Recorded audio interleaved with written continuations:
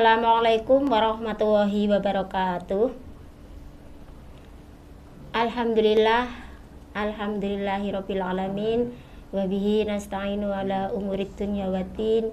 Assalatu wassalamu ala asrofil anbiya'i wal mursalin wa ala alihi wa ashabi ajma'in. Amma ba'du. Alhamdulillahirabbil alamin. Segala puji bagi Allah Subhanahu wa taala yang masih memberikan kita kesempatan bertemu dengan bulan suci Ramadan tahun ini, yaitu bulan yang di dalamnya penuh dengan rahmat, ampunan, dan kesempatan untuk berubah menjadi pribadi yang lebih baik lagi. Sholawat serta salam semoga tercurah kepada junjungan kita Nabi Muhammad Sallallahu Alaihi Wasallam, teladan terbaik sepanjang zaman.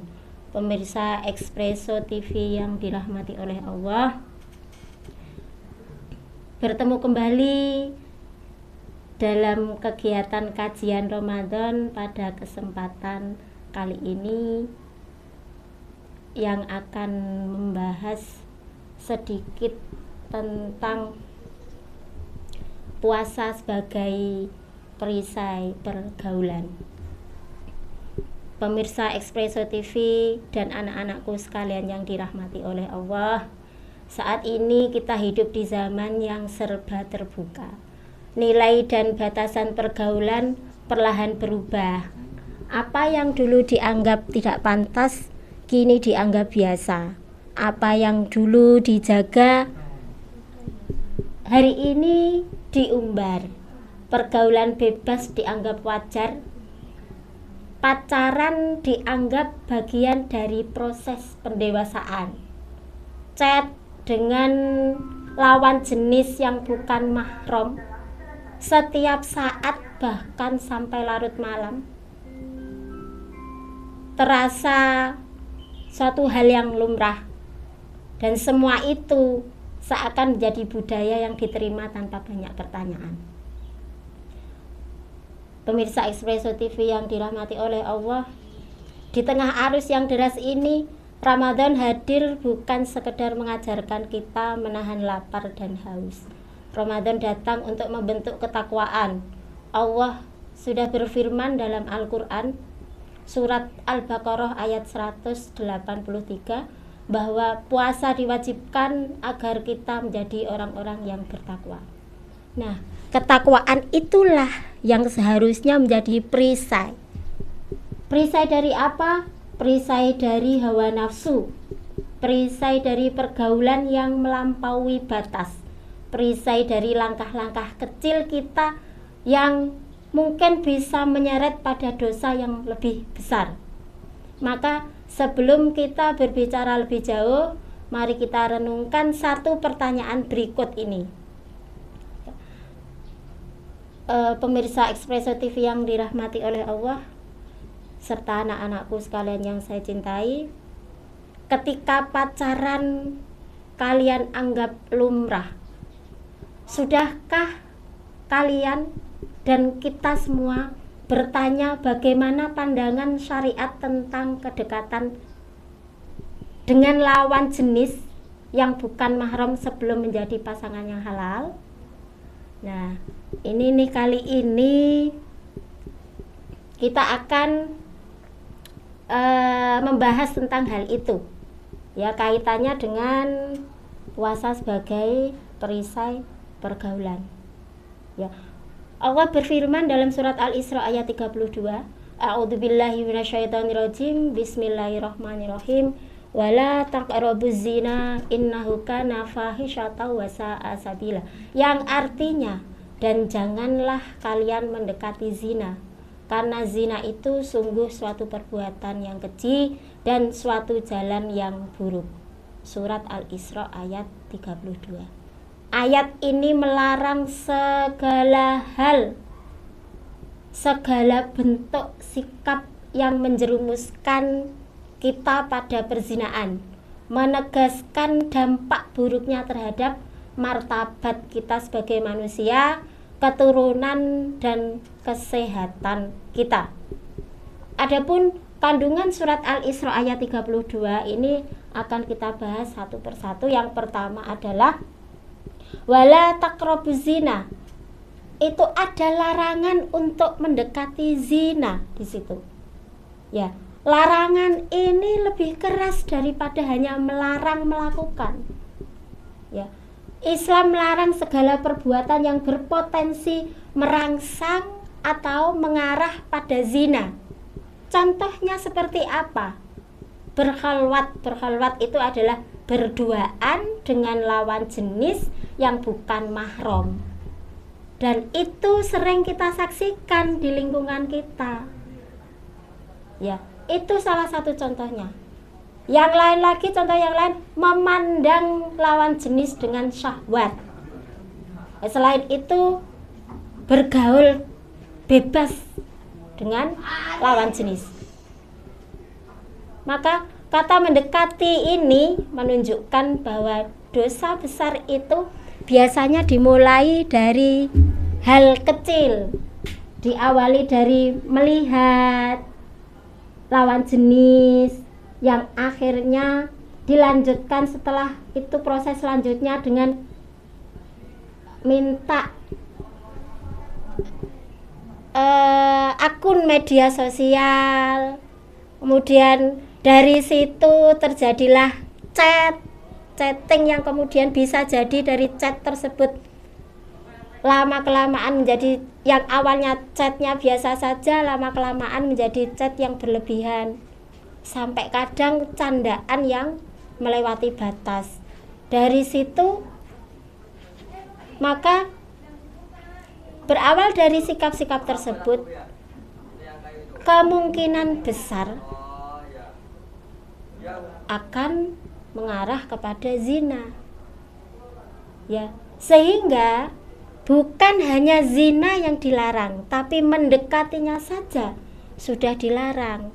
Rasulullah Shallallahu Alaihi Wasallam bersabda, An Abi Hurairah radhiyallahu anhu, anna Rasulullah Shallallahu Alaihi Wasallam qala asyamu jinnah fala yarfasu wala yaj'alu, rawahu Bukhari. Yang artinya dari Abi Hurairah radhiyallahu anhu bahwa Rasulullah Shallallahu Alaihi Wasallam bersabda, puasa merupakan perisai.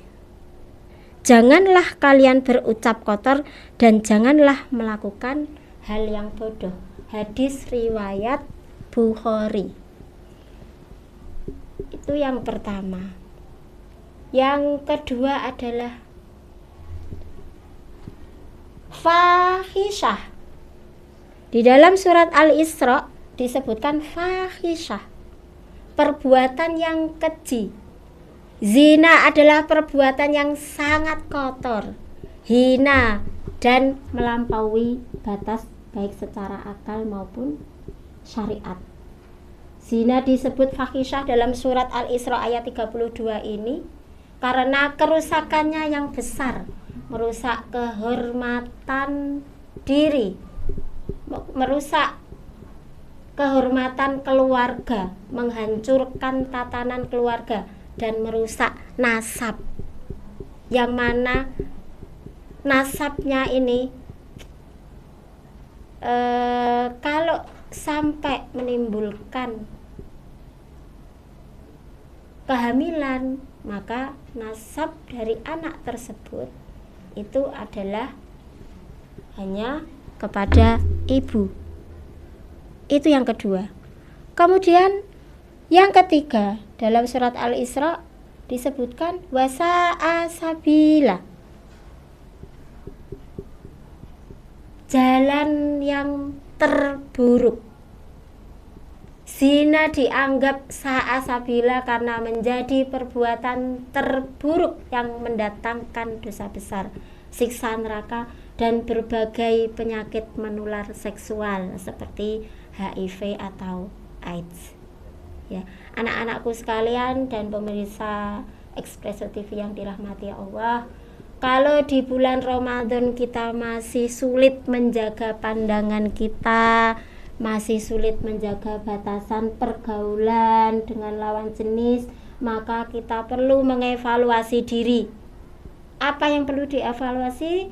Apa yang sering saya lihat atau apa yang sering kita lihat, kemudian obrolan seperti apa yang sering kita lakukan itu perlu kita evaluasi lagi.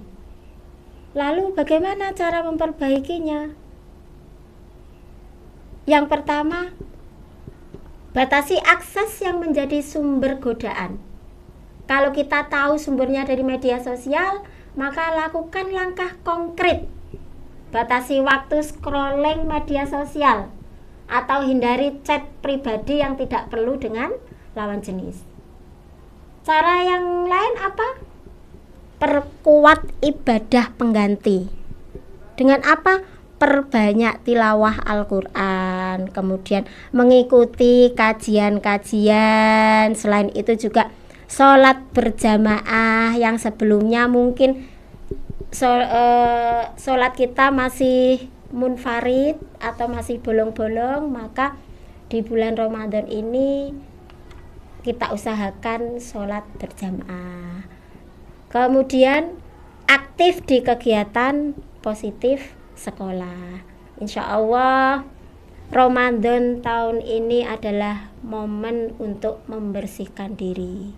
Pemirsa Expresso TV yang dirahmati oleh Allah, coba bayangkan jika Ramadan ini adalah Ramadan terakhir kita, apakah kita akan menghabiskannya dengan scroll media sosial tanpa arah, ataukah drama media sosial, ataukah konten yang tidak bermanfaat, ataukah kita ingin dikenal oleh langit sebagai pemuda yang taat? Maka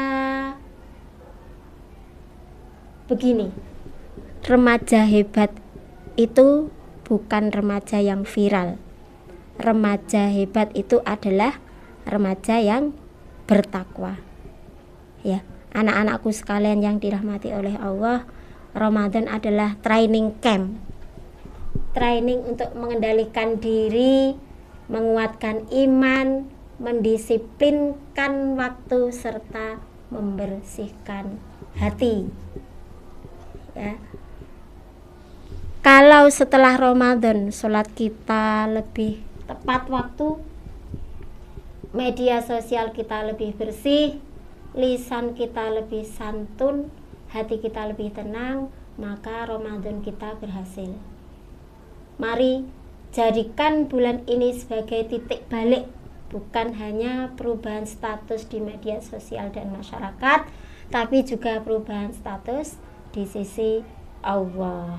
Semoga Allah menjadikan kita generasi muda yang membanggakan agama, membanggakan orang tua, serta membanggakan sekolah kita tercinta ini. Jika yang saya sampaikan pada kesempatan kali ini itu hal yang benar, itu datanya adalah dari Allah. Namun jika ada kekurangan, itu murni dari kelemahan saya pribadi sebagai manusia. Semoga Allah menerima puasa kita, mengampuni dosa kita, dan menjadikan kita remaja yang istiqomah melakukan